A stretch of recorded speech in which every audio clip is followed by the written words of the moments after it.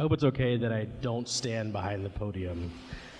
As a teacher, which is how I started my career in education, it's just nice to kind of be able to walk around and connect with the kids or the audience, so I hope that's okay.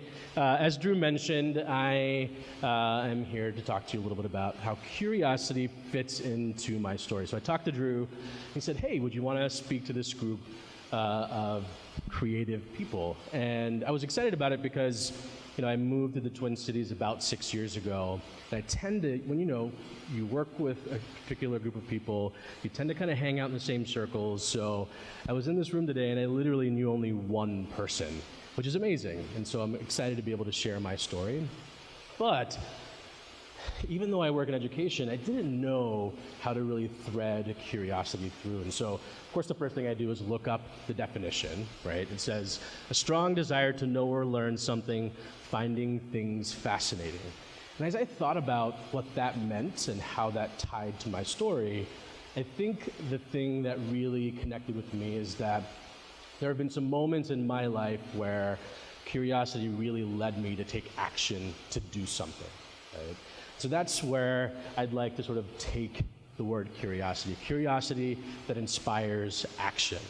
Now, I'll begin with a non-example. So this is me and my family. So I am the product, and that's me in the left-hand corner.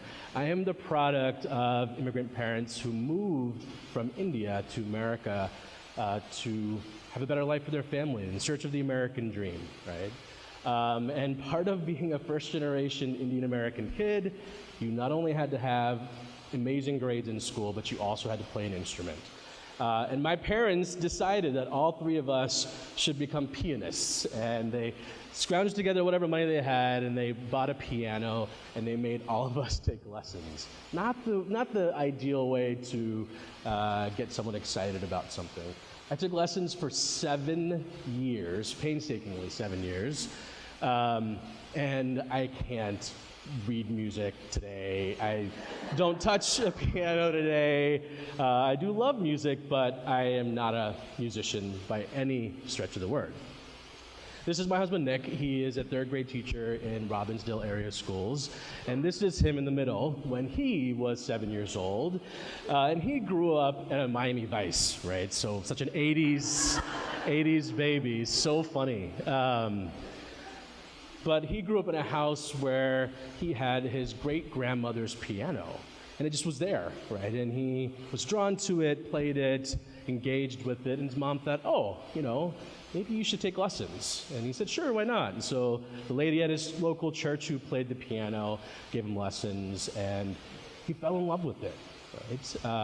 It led to him becoming a really gifted pianist, but also he plays a guitar, he sings, he writes songs, and it led to him actually getting to a point where he wrote his own original album, composed the music, went to IPR while he was teaching so he could learn how to produce music, and actually created his own album, right? Which you can find on iTunes. So it's pretty incredible that something so small, right, as having exposure to something had led to him taking action to fall in love and do something about that passion for music, which obviously didn't work for me at all, right? So again, curiosity that inspires action. So when I think about my story, as any good, again, first-generation Indian kid, your parents taught you that you have to go to college, and then you have to have a career that leads to a lucrative life, right? You want to not worry about money, and that means that you're either going to be a doctor, a lawyer, or engineer. And so I was a senior in college in this picture, and I went to a huge state school. I grew up in Houston, Texas, and I was a political science major. I was actually very interested in getting my degree in law. But I was at this point where I was like, I've had my nose in the books for 4 years. I am not ready to continue going to school and literally spend 3 years doing nothing but reading and writing briefs. And so I started exploring what I could do next. I wanted to take some time before I went back to school. I looked into programs like the JET program, which took you to Japan to teach English. I looked into the Peace Corps. I looked into some local AmeriCorps programs, and I came across a program called Teach for America. And there happened to be an information session on campus coming up soon, so I went to the session, and the woman who was the recruiter also had taught, right? And so she shared her story of teaching in the Ninth Ward of New Orleans for 5 years.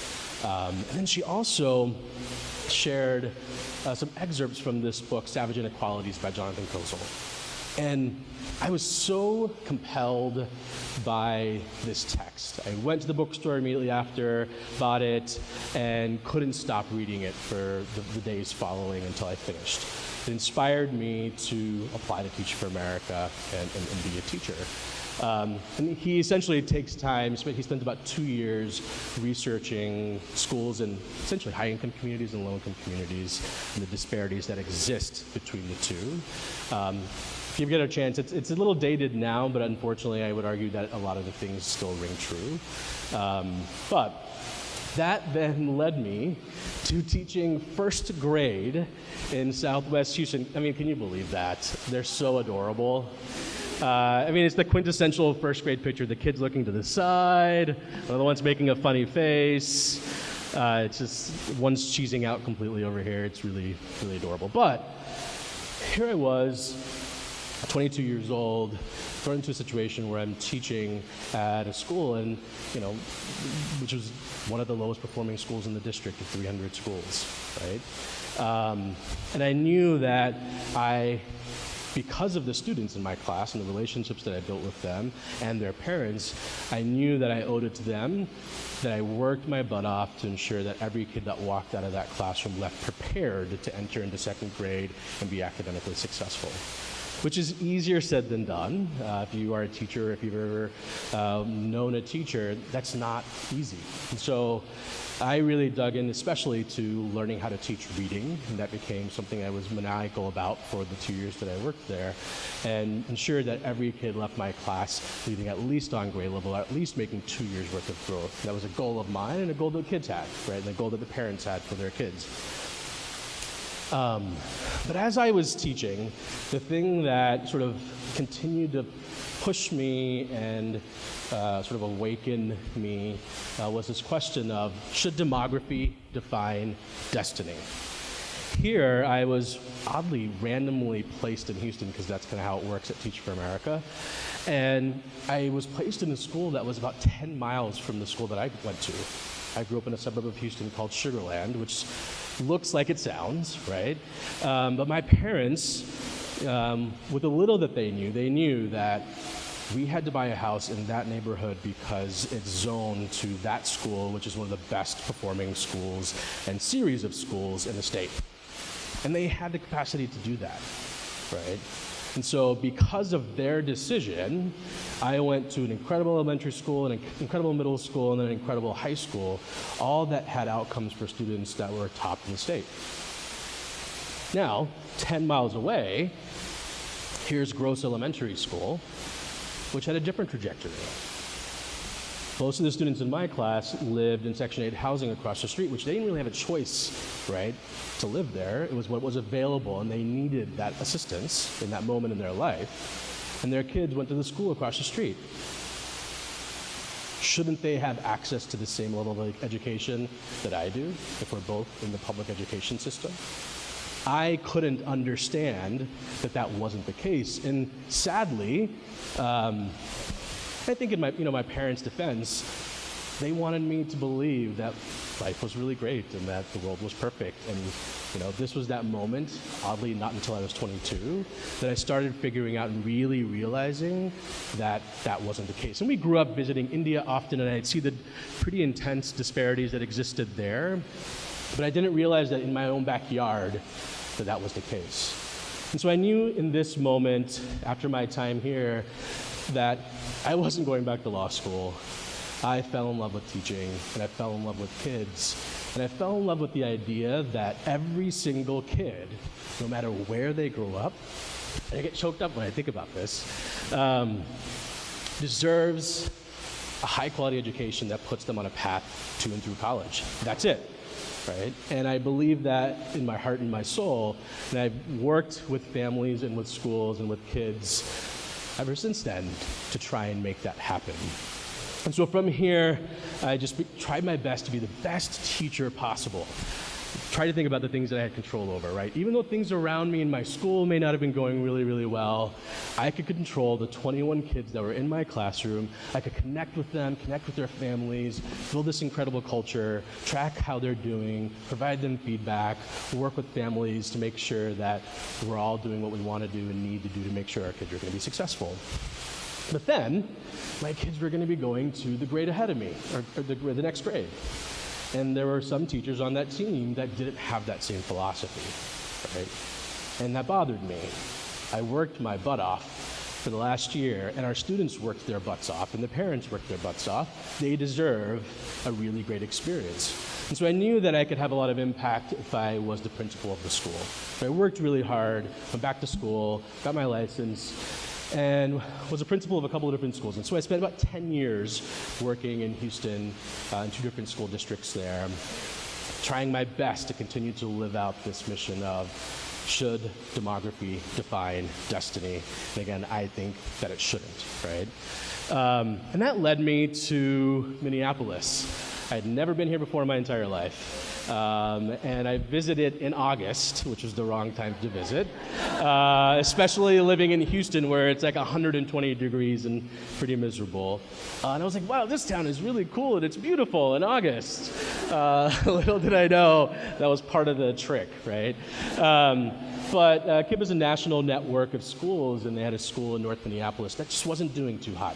They had sort of a revolving door of leaders, and they needed some help. And I had done a lot of work in my district in turnaround, right, supporting teachers and supporting families to have better outcomes for the school and for the students in the school. And so I worked really hard alongside an incredible team of teachers and students and families to essentially just build, best practices and systems and procedures to make sure that we can push towards strong outcomes for students and that students were able to be successful in the next grade that they were going to, which is not easy to do. It takes a tremendous amount of teamwork, and it takes incredible teachers working really, really, really hard every day with students and with families. And I can go into that a lot more if you want to have a continued conversation about that. But the thing that kept coming to me was this question of, should demography define destiny? While we were doing really good work where we were, our school only went till 8th grade. And so we created programming called KIPP Through College programming, which allowed us to support students as they transition to high school, help them make good choices about where to go, right? And we help their families sort of delineate what might be a good school, what might not be, and whatnot, right? Then we stayed with them and stayed in contact, supported them through their high school experience, and then when they got to junior and senior year, we did really intense college counseling with them. So here are 3 of our KIPP alum who ended up going to a high school in South Minneapolis called Cristo Rey.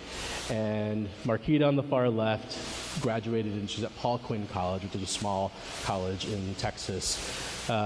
Carlton in the middle is at Mankato State, and Sean Shea on the far right is at St. Scholastica, and they're all freshmen this year, right? And so they were sort of in that top tier of students, right? Worked hard, did what they needed to do. They chose a school that was right for them and that also had really, really strong outcomes for kids, right? But so many of our students weren't in that same boat.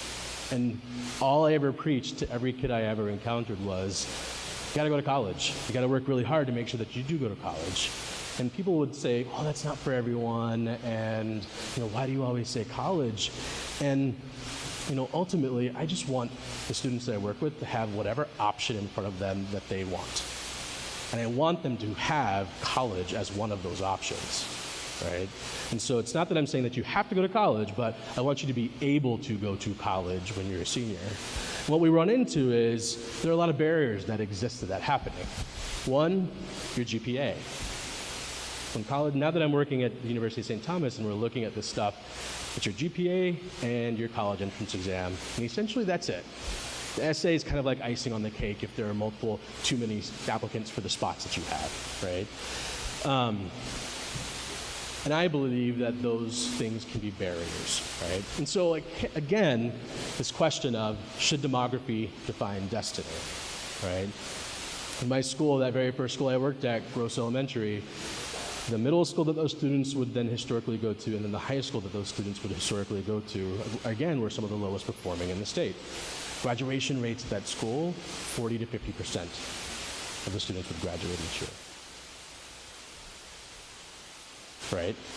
And so, should demography define destiny? Again, keeps coming into my mind, keeps inspiring me, keeps thinking about what I can do differently to support the students and the families that I've worked alongside.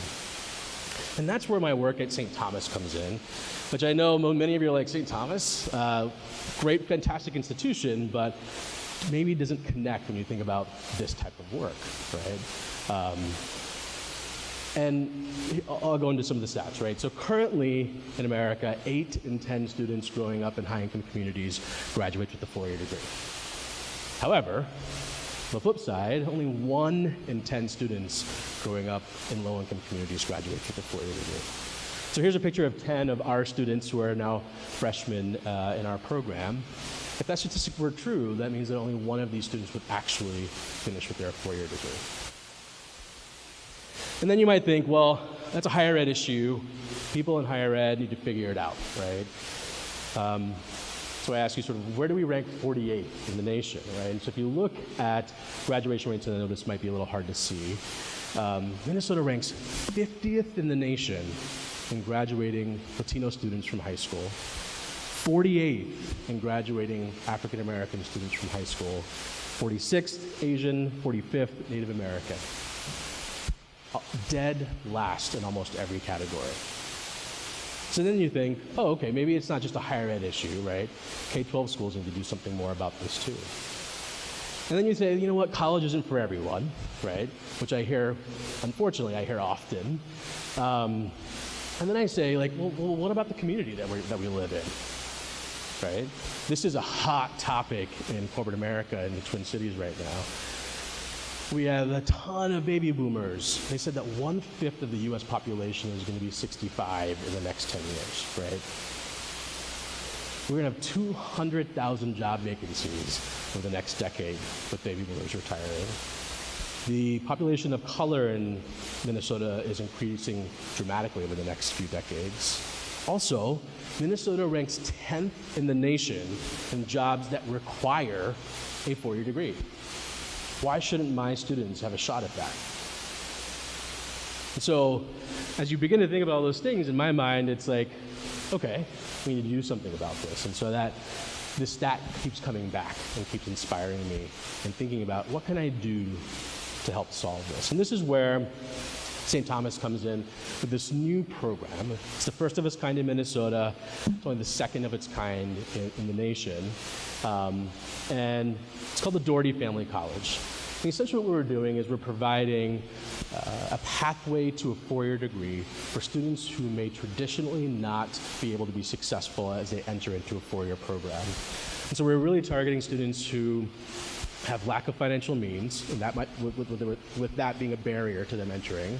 Students who may not be academically prepared to enter into a traditional 4-year program and helping them get there. Or they may lack the supports necessary to be successful in a 4-year program. So our goal is to help provide those things so students can have a positive trajectory to finishing their 4-year degree. So one, our focus is academic excellence. We believe that every kid deserves a really high quality education. We don't offer remedial courses, so students come in and they're taking that English 121 class that every other freshman at St. Thomas takes. They're taking that same Math 101 class that every other freshman at St. Thomas takes. The difference is we have our own professors. They're dedicated to ensuring, and they have the time, right? So they're not they're clinical faculty, so they're not spending time doing research. They have the time also devoted to ensuring that not only are they providing the best lessons possible in their classes, but they're also building relationships with students. There's a mentoring requirement for them as well, so they're really engaged. We also make sure that we remove any of the other barriers that might exist. We have a full-time social worker on our team. We're built in a cohort model, so classes are small, 25 students. They stay with that group of 25 for the 2 years that they're with us, so they have a peer network. They have a faculty mentor that stays with them for that 2 years. They meet twice a week as a cohort outside of class time and do different things. They also meet one-on-one with their faculty mentor twice a month. Lots of touch points, lots of support. Now, some of our students may not need all of that support, and we flex and support them however they need it, but those are built in as sort of a basic level of support for students. The other huge piece is, we don't want students to fall through the cracks. Your first semester in college is really, really hard if you remember back to your first semester. Mine was, right? Just to transition socially, figuring out how to manage your time. And so we support them on all those things. We also look really closely at data. So every 3 weeks, professors are required to have at least one graded assignment in Canvas, the system that we use. And we pull grades to see who's not doing well. We meet with students to help create a plan to make sure that, hey, it's okay that you didn't do too hot on that quiz. Let's meet with your professor and talk about what you can do. Maybe there's some extra credit. Maybe you need to manage your time a little bit differently. Let's support you in figuring that out. We also provide tutoring. And so we have 2 full-time people on our team who do math tutoring and writing tutoring. And then we have a writing and math center where students can come. It's open every day for 3 hours, and students can get one-on-one or small group tutoring. We want to make sure that they have all the support they need to be successful. And again, not every student needs it, right? I would argue that most do, and most have learned to utilize it. We also want to make sure that financial means is not a barrier to college, which we know it can be, right? And so, in addition to having a low-cost tuition, which I'll talk about in just a second, we also make sure that we provide some of those soft costs that we know are necessary for students to be successful in college, but that can get in the way. They get a laptop with Wi-Fi access. We cover the cost of textbooks. We feed breakfast and lunch when we have classes. Again, that's a huge cost, or can be. And then we give them a Metro Pass. So our students live at home. It's a commuter program, so that helps save on costs as well. And they get to and from campus that way every day. A handful of cars, but most take the Metro, right? We also keep tuition low. So it costs us about $15,000 a year to educate one of our students. One of the requirements is that you meet a certain financial threshold on the FAFSA. If you remember back to when you applied for college that you fill out. And so we're working with students who then receive maximum state and federal aid. So out of pocket, they pay about $1,000 a year for college, right? And we believe that's important for investment and skin in the game. And then we fundraise the rest, right? So I'm charged with raising $43 million over the next 10 years to be able to get us off the ground and build an endowment, right? We've raised about 28, so the community has really rallied for this program, which I think is pretty incredible. We also want to make sure when students finish our program that they also have a career in mind. And they're thinking about what major they want to continue studying. And so there's internships we provide students that are paid. And so it's built into their second, third, and fourth semesters. They work 1 day a week or 2 days a week in a paid internships. And we've got some pretty incredible partners. Everyone from 3M, Land O'Lakes, US Bank, Best Buy, to a lot of sort of small mom and pop nonprofits too, right? We want to make sure students have a variety of experiences. We try and match them with interests that they might have. And the idea here is so that there's some career exploration, but it's also just to learn the soft skills necessary to be successful once you enter into the workforce. And for many of our students, that's a really big deal. They're the first in their family to go to college, almost all of them. And many of their families, their parents never had what we call professional jobs, right? So walking into US Bank is different than the job you have at Starbucks or at McDonald's. Right? So we want to make sure that they're prepared and ready and have a resume that allows them to get the job that they're really aiming for and wanting. And we support them afterwards as well. We don't just say, hey, we're helping you for 2 years and then you're on your own. If they maintain at least a 2.5 GPA, they get automatic transition to the 4-year at St. Thomas. But we also want to make sure that they can go wherever they want. This is not a pathway to St. Thomas. This is a pathway to a 4-year degree. So we're building relationships with the U, with Augsburg, with St. Kate, with Metro State, with Mankato, with places all over the state, and I'm working on that now to ensure that our students can transition wherever they want, and they're making a decision about where to go based on cost, based on major, based on a variety of things. We're hiring a full-time, essentially, college counselor to support in making sure that happens.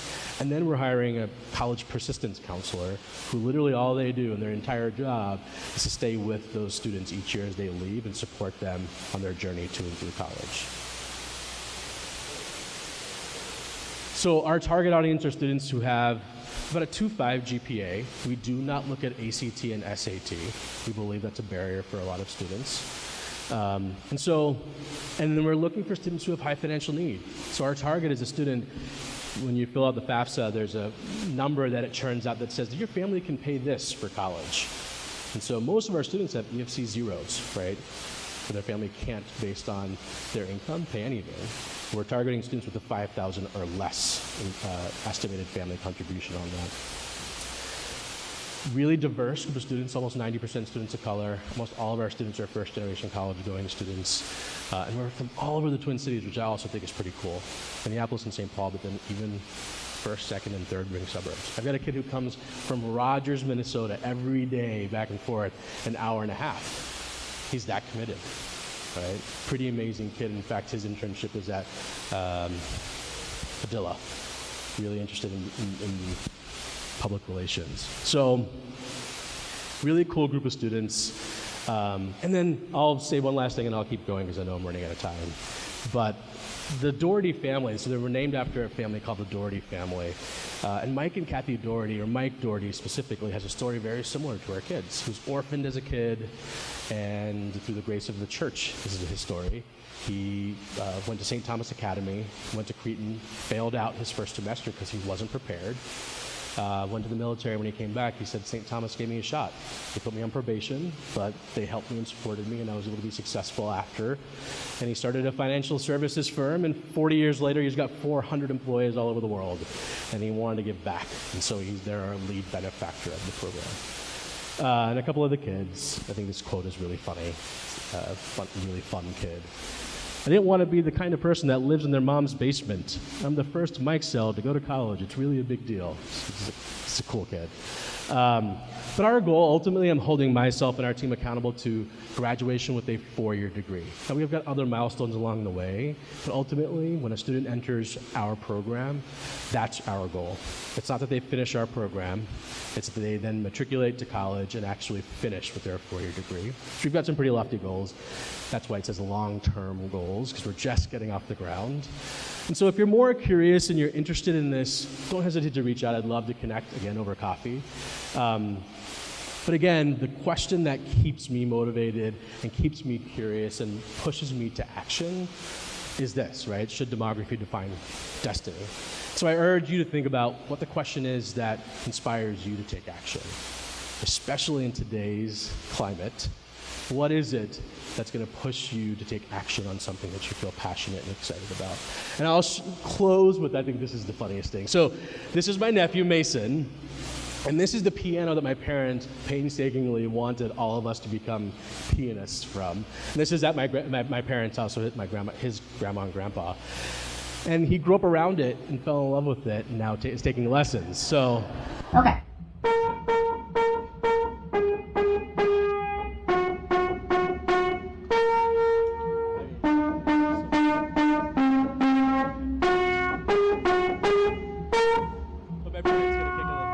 Finally, and Abraham is really excited about the piano.